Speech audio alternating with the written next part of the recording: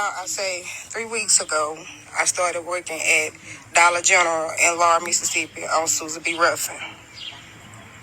I started working on this job. Good morning, love. Please share this live and tag people if you can. I started working on this job as a key holder when I first started. When I first went into the job, they had so much going on, y'all. So I didn't get any proper training from the beginning. But me being me, I can learn anything that you're willing to teach me, for one. So I did take this position. I did take the job because I needed the job. I don't supposed to be working because of other health conditions that I have. But at this point in time, I had no choice but to go try to find me a job. So that's what I did. Okay. As I'm working on this job, like I said, the management is horrible. I won't speak of the names or anything yet until I finish the whole story. Okay.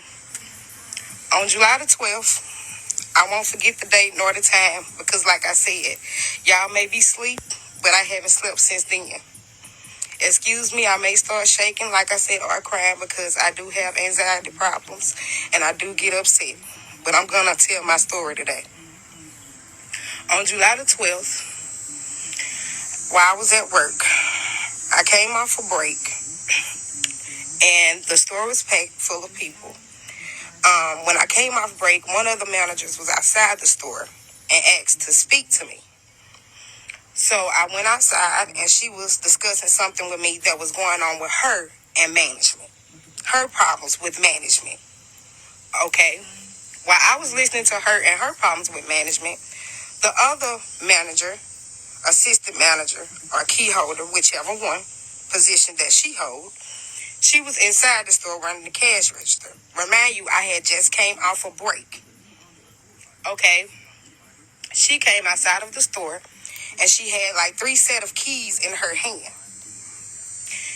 When she had the keys in her hand, it was a man at the ice machine waiting on ice. Okay. She instructed me. She turned around and she asked me, "Hey, Renee, are you on break?" I said, "Yes, ma'am. I'm on break." She said, "Okay, fine. You need to go inside and get on the register."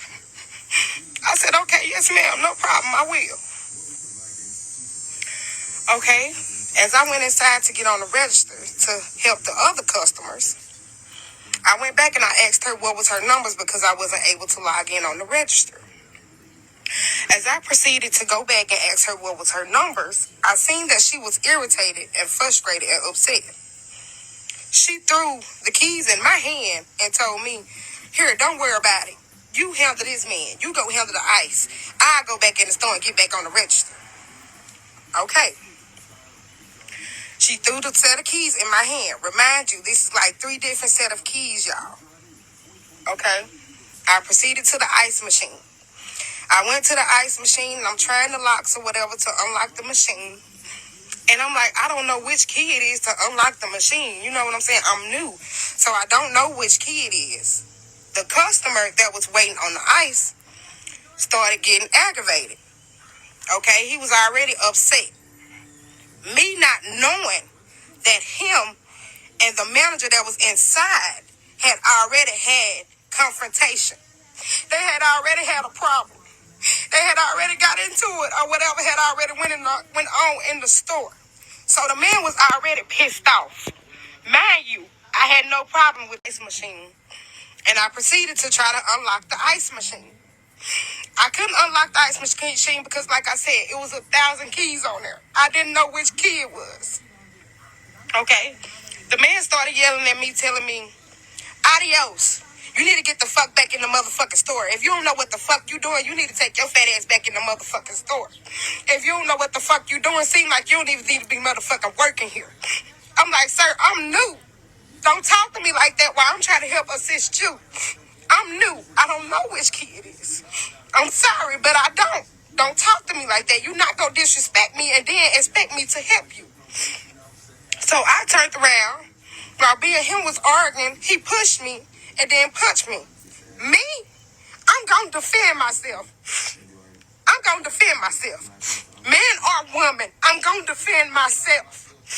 I've been with men for domestic violence. I've been through domestic.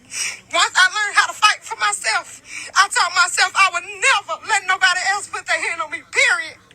I don't care what's going on. I told myself to defend for myself. So as me, this man pushed me, I did punch him back. Yes, I did. Once I punched him back, he pushed me on the ground beside the ice machine and started stomping me with his steel-toe boots.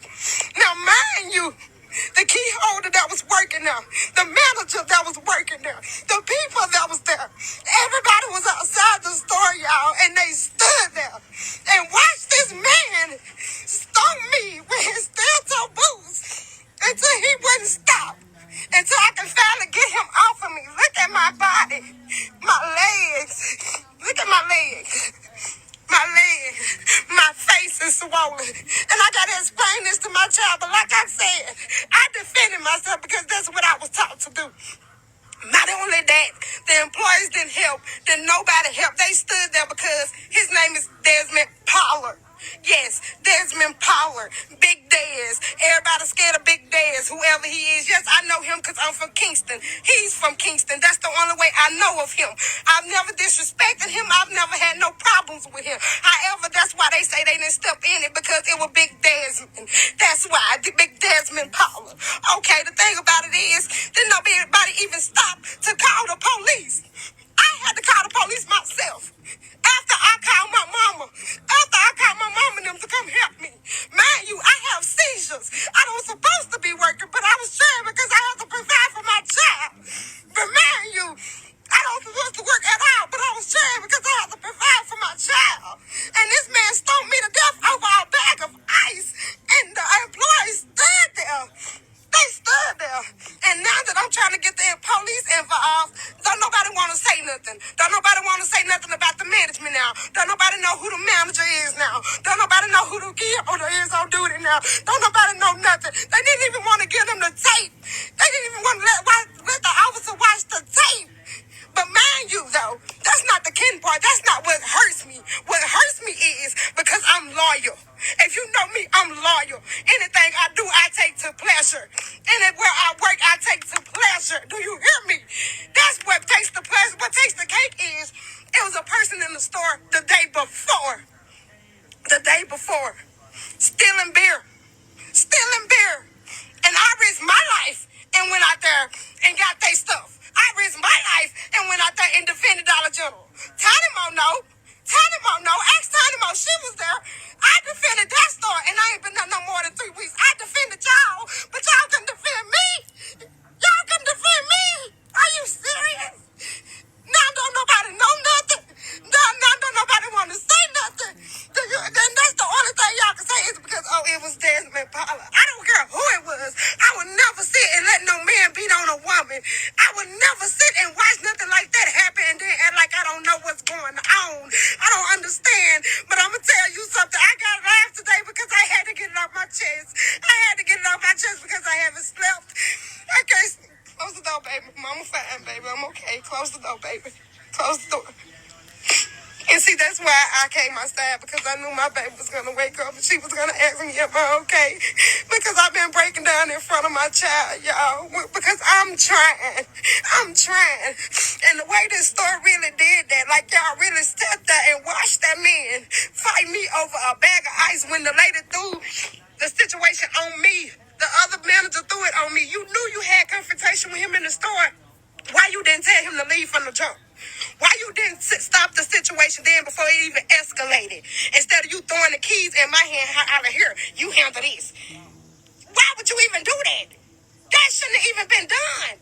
But the thing about it is that none of y'all call the police. That none of y'all say, hey, you okay? That none of y'all do none of that. But y'all want to ask me, am I going to be able to come back to work? Am I going to be able to come back to work? Are you serious? Are you serious? But you know what? Like I said, I'm going to talk to somebody and I'm going to get justice.